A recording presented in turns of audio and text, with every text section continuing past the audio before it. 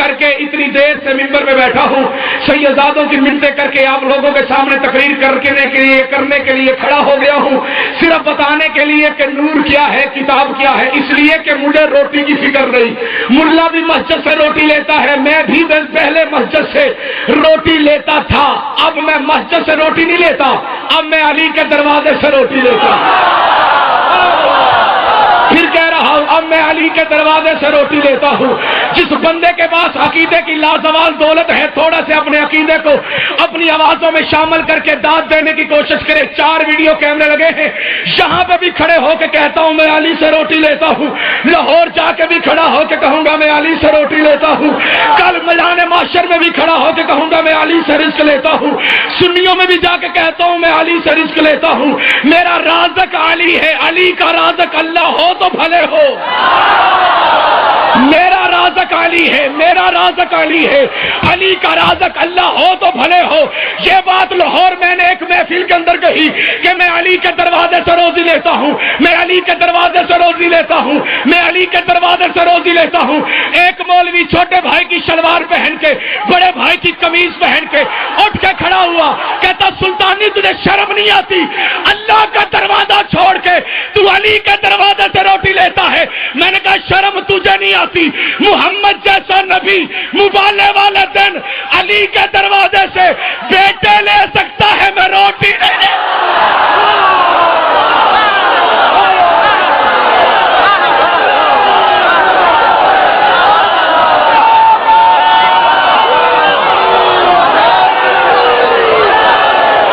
ایسے نہیں ہاتھوں کو بلند کر کے نعرہ حیدری۔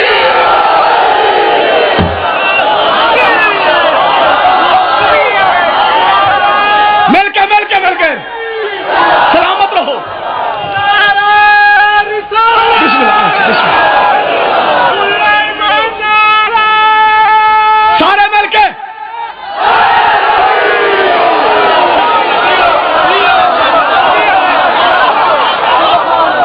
علی کے دروازے سے مانگو گے تو شرک ہو جائے گا۔ اچھا جی، ہم روٹی مانگے، ملا کو تکلیف ہے، نبی بیٹے مانگے۔ یار جس بندے کو اس کی ماں نے بولنے کے لیے بھیجا ہے، یاد رکھنا میں جملے نہیں پڑھتا، میں بندوں کے چہرے بھی پڑھتا ہوں۔ کون مسلح میں بیٹھ کے علی کو بھونکتا ہے، کون سوچتا ہے، کون مانتا ہے۔ ایک مولوی صاحب سے میں نے کہا یار تجھے پتا ہے؟ کہتا ہاں پتا ہے، تو مجھ سے پڑھتا ہے۔ میں نے کہا نہیں، اس سے اگلی بات۔ کہنے لگا کیا؟ میں نے کہا علی کے دروازے سے رزق لیتا ہوں، علی مجھے روزی دیتا ہے۔ کہتا خدا کا نام لے، رازق تو اللہ ہے۔ میں نے کہا علی نہیں دے سکتا؟ کہتا نہیں علی نہیں دے سکتا۔ میں نے کہا کوکب دری پڑھی ہے؟ کہتا ہاں پڑھی ہے۔ میں نے کہا وہ پڑھی ہے؟ کہتا ہاں پڑھی ہے۔ میں نے کہا پھر جا کے پڑھنا، تیرے میرے مولا کا لقب ہے قسیم النار والجنہ، تیرے میرے مولا علی کا عہدہ ہے قسیم النار والجنہ۔ ملنگ اندرات جو علی کا ملنگ بیٹھے ہو، ملا سے بیزاری رکھتے ہو، میں دیکھوں گا اس جملے میں تم اپنے ملنگانہ انداز کو کس طرح استعمال کرتے ہو۔ ملا کی آنکھوں میں آنکھیں ڈال کے کہا کرو جو علی جنت اور جہنم دے سکتا ہے، روٹی نہیں دے سکتا۔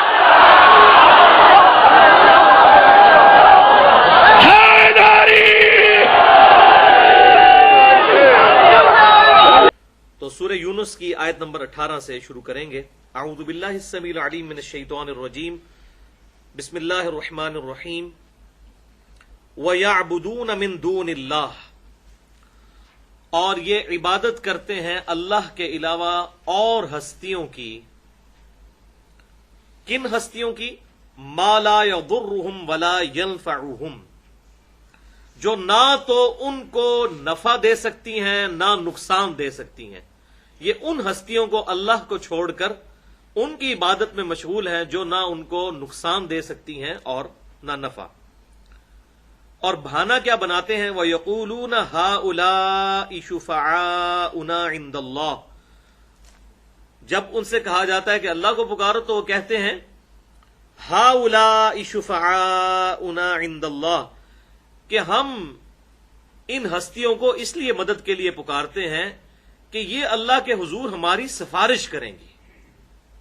اب اس پر اللہ تعالیٰ کی طرف سے گاڑا فتوار ہے کہ تم نے خود سے غیر اللہ کے بارے میں یہ عقیدہ پروپیگیٹ کر دیا ہے کہ ہم یہ لات اور منات اور ان بتوں کی پوجا کرتے ہیں صرف اس لیے کہ یہ اللہ کے حضور ہمارے سفارشی بن جائیں گے.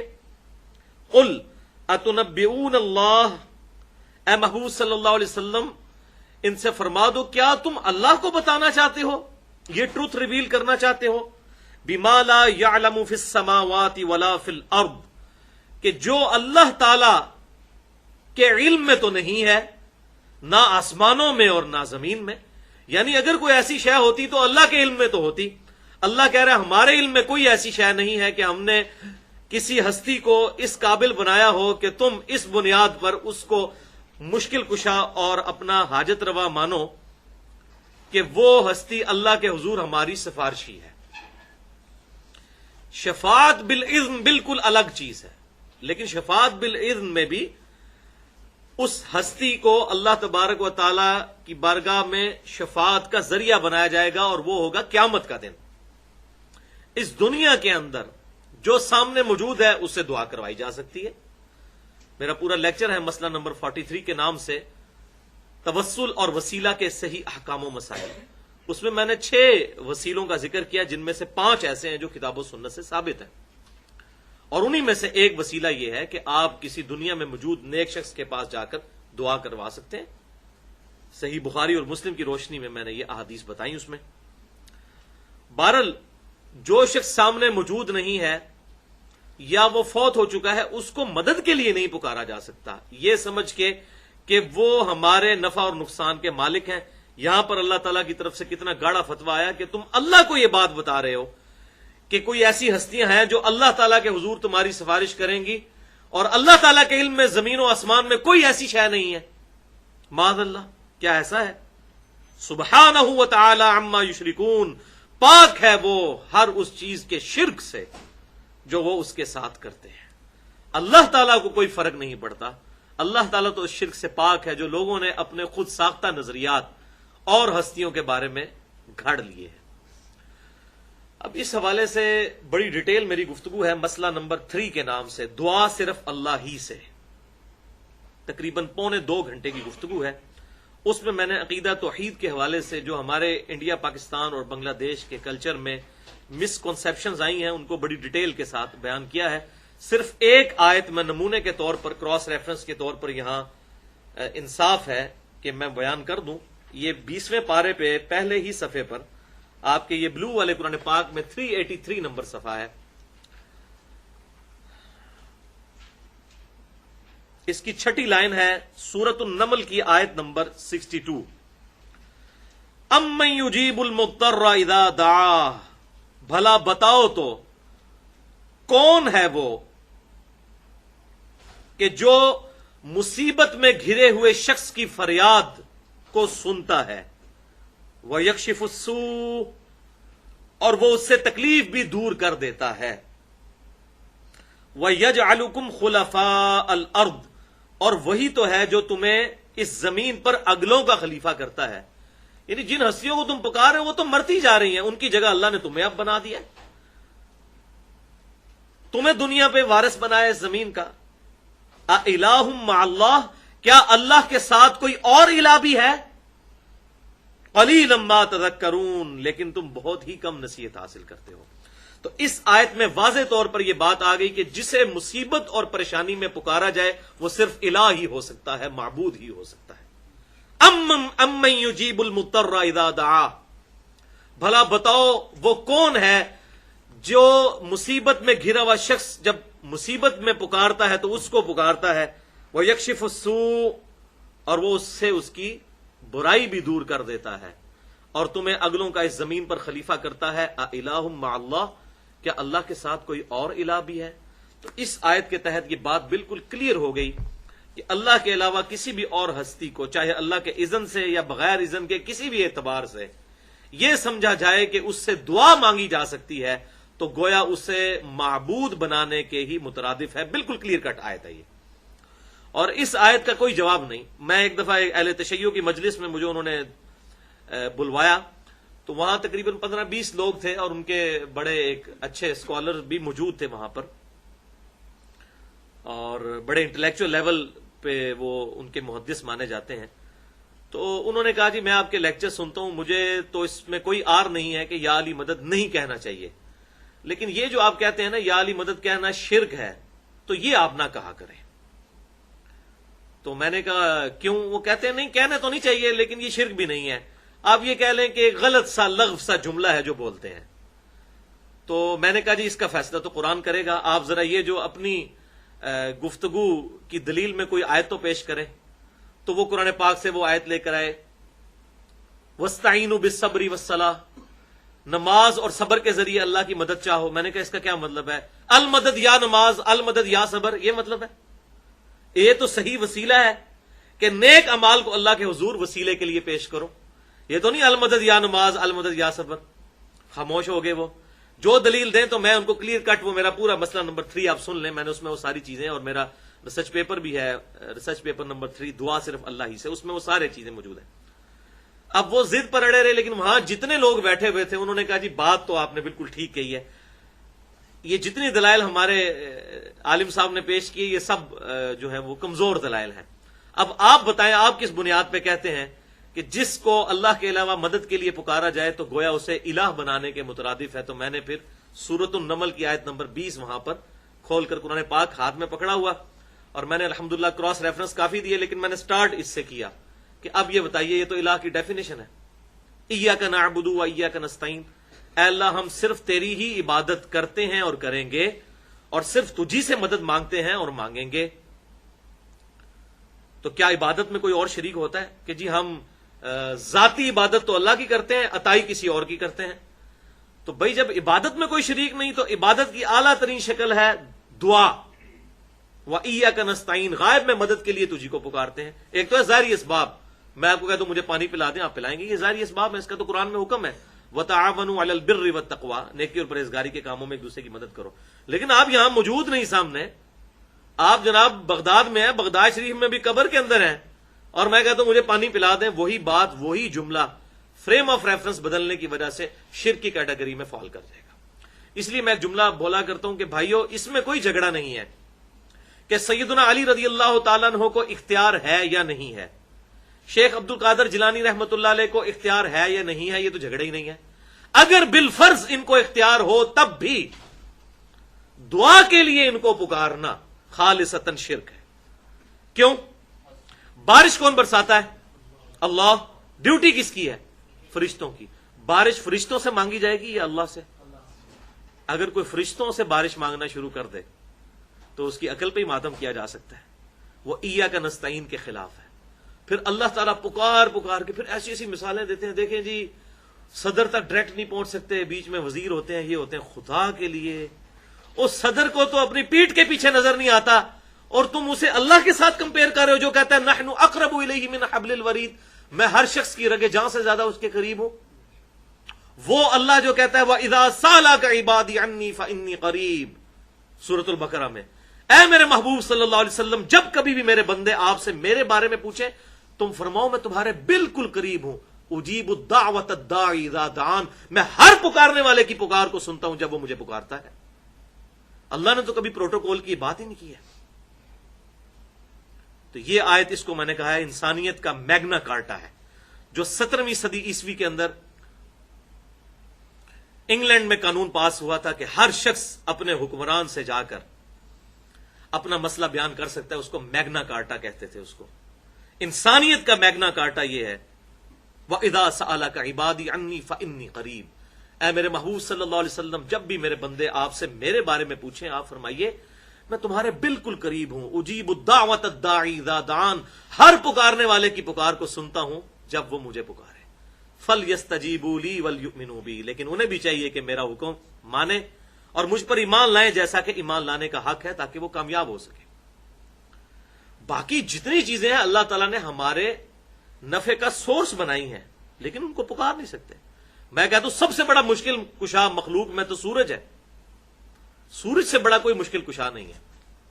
یہ دنیا پوری کی پوری سورج کی وجہ سے چل رہی ہے۔ جو سائنس کی فیلڈ کے لوگ ہیں وہ سمجھتے ہیں اگر سورج ختم ہو جائے زمین پہ نباتات اپنی خوراک نہیں تیار کر سکتے، جو ضیائی تالیف فوٹوسنتھسس کے ذریعے پودے اپنی خوراک تیار کرتے ہیں اس کو ہم کھاتے ہیں، گندم نہیں پک سکتی، کچھ بھی نہیں اگ سکتا، اور جانور سب کچھ وہی سبزہ کھاتے ہیں۔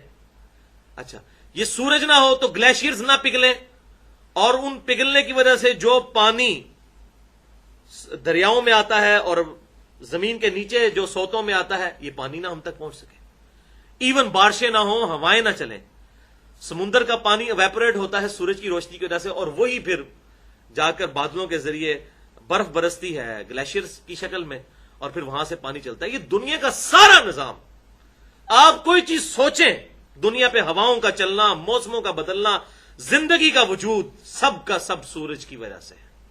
تو میں کیا کہوں گا، المدد یا سورج، اللہ کو مدد کے لیے پکاریں۔ یہ تو اللہ تعالیٰ نے ذریعے بنائے ہیں، تو اگر کسی مخلوق کو اللہ نے ذریعہ بنایا ہے، اس کا قطعاً یہ مقصد نہیں ہے کہ اس کو پکارنا شروع کر دیا جائے، قطعاً۔ اور یہ بھی ذریعے صرف ہمیں ظاہر پہ نظر آ رہے ہیں۔ اس کو آپ اسی طریقے سے سمجھ لیں، جیسے آپ پنکھا آن کرنے کے لیے سوئچ دباتے ہیں نا، تو کوئی بے وقوف ہی ہوگا جو یہ سمجھے گا کہ سوئچ ذریعہ ہے اس پنکھے کو چلانے کا۔ اس پنکھے کو چلانے کا ذریعہ تو اصل میں وہ بجلی ہے جو اندر جاتی ہے، وہ سپارک ہے، اور وہی کائنات کی ہر چیز کے پیچھے اللہ کا سپارک ہے، کن فیکون۔ فرشتے کچھ نہیں کر سکتے، کوئی مخلوق کچھ نہیں کر سکتی، اللہ تعالیٰ کا امر کن ہے پیچھے۔ صرف ہمیں بظاہر یہ ساری چیزیں نظر آ رہی ہوتی ہیں، لیکن پیچھے ہر چیز میں اللہ تعالیٰ کا امر کن ہے، جس کی وجہ سے ہر چیز اللہ تعالیٰ کے بنائے ہوئے قوانین کی، فزیکل فینومینا آف نیچر کی پابند ہے، اور اللہ تعالیٰ اس کا کوئی پابند نہیں، جب کبھی چاہے نبیوں کے لیے اس کو توڑ بھی سکتا ہے۔ حضرت موسیٰ علیہ السلام کے لیے سمندر چاک ہوا، ان کے لیے راستہ بن گیا۔ ان کے ہاتھ میں آسا ہوتا تھا لکڑی کا، وہ پھینکتے تھے، وہ اژدہا بن جاتا تھا۔ فزیکلی تو یہ امپاسبل ہے، سائنٹیفکلی امپاسبل ہے کہ آپ پلانٹ کنگڈم کو اینیمل کنگڈم میں بدل دیں، لکڑی کو بدل دیں آپ اژدہا کے اندر، امپاسبل، لیکن اللہ کے لیے نہیں ہے۔ اللہ تعالیٰ جب چاہے، لیکن یہ روزانہ نہیں ہوتا۔ ایک ہی دفعہ حضرت ابراہیم علیہ السلام کے لیے آگ ٹھنڈی ہوئی ہے، اس کے بعد کسی کے لیے نہیں ہوئی ہے۔ کتنے صحابہ ہیں جو آگ میں جلائے گئے ہیں، وہ ایک ہی معجزہ ہے جو ہو گیا۔ ان کو بنیاد بنا کے اور یہ اپنے بابوں کے قصے کہانیاں بیان کرنا اور جھوٹ کے پلندے بیان کرنا، یہ بالکل غلط ہے۔ اگر یہ چیزیں ہونی ہوتی تو صحابہ کرام کے ساتھ ہو جاتی۔ میں نے کئی دفعہ بتایا ہے کہ حضرت میر معاویہ رضی اللہ تعالیٰ نے کئی دفعہ حضرت عمر سے اجازت مانگی تھی کہ آپ مجھے بیڑی بیڑا بنانے کی اجازت دیں، تو حضرت عمر نے جب مشورہ کیا تو پتا چلا کہ جب یہ کشتی ڈوبتی ہے تو وہ تو سب لوگ ہی مر جاتے ہیں۔ تو حضرت عمر نے کہا میں تو اس کی قطعاً اجازت نہیں دے سکتا، مسلمانوں کی جان رسک پہ ڈالوں۔ پھر حضرت عثمان غنی رضی اللہ تعالیٰ کے دور میں دوبارہ انہوں نے کوشش کی تو انہوں نے اجازت دی۔ حضرت عمر کے تو دماغ میں کہیں نہیں تھی یہ بات کہ جناب کوئی پانی پہ بھی چل سکتا ہے یا ہواؤں میں اڑ سکتا ہے، یہ ان کے دماغ میں بھی کہیں باتیں نہیں تھی۔ وہ انبیاء کے ساتھ کوئی معجزات ہوئے، اور وہ بھی لوگوں کو منوانے کے لیے کہ ان پر ایمان لے کر ہیں۔ ادروائز یہ کرامت کا یہ کانسیپٹ نہیں ہے۔ اسلام میں کرامت کا صرف یہ کانسیپٹ ہے کہ آپ اللہ سے دعا کریں اور اللہ تعالیٰ آپ کے لیے کوئی معاملہ آسان کر دے، دیٹس آل، اس کے علاوہ کچھ نہیں ہے۔ یہ بھی سیدنا عمر رضی اللہ تعالیٰ عنہ پہ میرا لیکچر ریکارڈ ہے، مسئلہ نمبر 65، چونکہ ذوالحجہ کے آخری عشرے میں ان کی شہادت ہوئی۔ تو یہ یکم محرم جو مشہور ہے، یہ دنیا کی کسی کتاب میں نہیں لکھا ہوا، نہ ضعیف روایت نہ صحیح۔ یہ صرف پاکستان کے ماڈرن خوارج نے 10 محرم کے واقعے کو ڈائلیوٹ کرنے کے لیے حضرت عمر کا یکم محرم یوم شہادت، یہ میرا چیلنج ہے اس ویڈیو کی وساطت سے کہ دنیا کی کسی کتاب میں کوئی ضعیف سند دکھا دیں کہ یکم محرم کو حضرت عمر کی شہادت ہوئی ہو۔ ذوالحجہ ختم ہونے سے پہلے حضرت عثمان کی بیعت بھی کی جا چکی تھی۔ ذوالحجہ کے آخری عشرے میں سیدنا عمر فاروق رضی اللہ تعالیٰ عنہ کی شہادت ہوئی ہے۔ ان کے بارے میں جو انہوں نے دریائے نیل کو خط لکھ دیا، یہ کر دیا وہ کر دیا، خدا کے لیے ایسے کام ہونے لگ پڑے تو دنیا تو بقدر ایفٹ ہے، ایک نگاہ ماری دیا کر دیتا۔ اچھا نبی صلی اللہ علیہ وسلم کے تو 4 دانت مبارک غزوہ احد میں شہید ہوئے ہیں، کوئی نگاہ نہیں ماری۔ تو دنیا بقدر ایفٹ ہے، کبھی کبھار اللہ تعالیٰ چاہتا ہے تو کسی کے لیے کوئی معجزہ، لیکن کرامت صرف دعا ہوتی ہے کہ آپ دعا کریں اللہ تعالیٰ آپ کی قبول کر لے۔ اس کے لیے نہ داڑھی شرط ہے نہ نمازیں شرط ہیں، جب چاہے اللہ تعالیٰ کسی کے لیے وہ کرامت کر سکتا ہے، کوئی بھی کرامت ہو سکتی ہے۔ وہ ایسی کرامت ہوگی، مثال کے طور پر آپ کی خواہش تھی، کوئی آپ کو پرانا میٹرک کا دوست یاد آیا سالوں بعد اور اچانک اسی دن اس سے ملاقات ہوگی، یہ کرامت ہوگی۔ آپ کا کھیر کھانے کو دل کر رہا تھا، آپ کسی دوست کو ملنے کے لیے گئے، اس نے لا کے کھیر سامنے رکھ دی، یہ کرامت۔ باقی کوئی اپنے ہاتھ میں لے لے ایسا کبھی نہیں ہوتا۔ ہمارا چیلنج ہے کوئی کر کے بتائے۔ آج تو میڈیا کا دور ہے، بڑی تیزی سے لوگ گمراہ ہو رہے ہیں، بریکٹس میں لوگ کہتے ہیں نا لوگ بڑی تیزی سے گمراہ ہو رہے ہیں قرآن حدیث پڑھ پڑھ کے. تو اس وقت تو ضرورت ہے یہ سارے بابے سامنے آئیں اور جیو نیوز والوں کو اور سما والوں کو اور اے آر وائی والوں کو اور آج ٹی وی والوں کو اور ایکسپریس والوں کو بلا کر کہیں کہ یہ سارے لوگ گمراہ ہو رہے ہیں، دیکھو ہم یہ کر کے دکھانے لگے ہیں. کریں نا، ہم پرانوں کی باتیں کریں گے وہ کنفرم نہیں کوئی کر سکتا، اس لیے کہ جو مرضی جھوٹ ملاتے جائیں اس کا تو کوئی اینڈ ہی نہیں ہے. اب کریں نا جب ضرورت ہے، اس وقت ضرورت ہے نا کہ لوگ تیزی کے ساتھ گمراہ ہو رہے ہیں. اصل یہ ہے کہ بھائی اسی طریقے سے باتیں مشہور کر دیں. آپ کے یہ جیلم شہر میں آپ کو بتاؤں، یہ سلمان پارس مزار ہے ایک ادھر دریائے جیلم کے بالکل کنارے، یہاں سے تقریباً 1 کلومیٹر 1.5 کلومیٹر بنتا ہے. 92 میں آپ کو پتا ہے بڑا سیلاب آیا یہاں پر، اور پورے جہلم میں جو ان کے ماننے والے ہیں ان میں یہ بات مشہور ہے کہ جی پانی نہیں وڑیا جی اتنے. حالانکہ اس دربار کی صفائی میں نے خود کی ہوئی ہے. قبر بھی پوری کیچڑ میں لت پت تھی اور 6-7 مہینے تک تقریباً 3-4 فٹ وہ کیچڑ کا نشان پورے مزار کے اندر رہا ہے. اس کے بعد انہوں نے سفیدی کرائی ہے، لیکن ادھر بیٹھے ہوئے لوگوں کو اب بھی شرم نہیں آتی ہے کہ وہ یہ بتائیں پبلک کو کہ نہیں ایسا نہیں ہوا تھا. لیکن وہاں مجھے پانی نہیں بڑھیا اون واڑ کے دسنے اسی کٹ کے دسو تسی. اس طرح نہیں ہوتا بھائی، کبھی بھی ایسا نہیں ہوتا. اللہ تعالیٰ نے دنیا بقدر ایفرٹ بنائی ہے. کبھی کبھار کوئی ایسے معاملات ہوں، انبیاء کے ساتھ ضرور معجزے ہوتے ہیں. کرامت کا زیادہ کانسیپٹ دعا کی قبولیت ہے. کسی کو اولاد نہیں ہو رہی، اللہ تعالیٰ نے سے دعا کی، اللہ تعالیٰ، اور وہ کرامت کسی مسلمان کے ساتھ بھی ہو سکتی ہے، کسی غیر مسلم کے ساتھ بھی اللہ تعالیٰ اس کی بھی کوئی خواہش پوری کر سکتا ہے. قرآن پاک میں کئی آیات موجود ہیں، ہم ان کو ڈھیل دیتے ہیں اور ان کو دنیا میں بھی نعمتیں عطا کرتے ہیں.